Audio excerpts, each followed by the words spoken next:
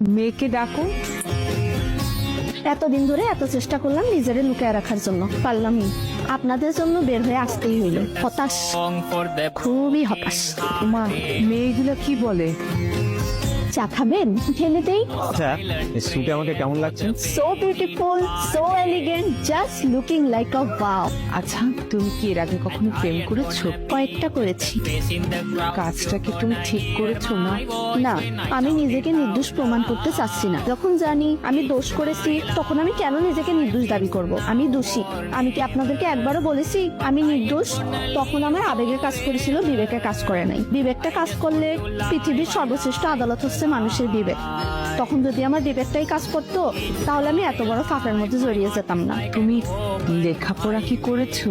জি, private ইউনিভার্সিটিতে। ভাগ্যিস আমার বাবা মার অঢেল টাকা ছিল না, তাহলে আমাকেও অনেক টাকা দিয়ে প্রাইভেট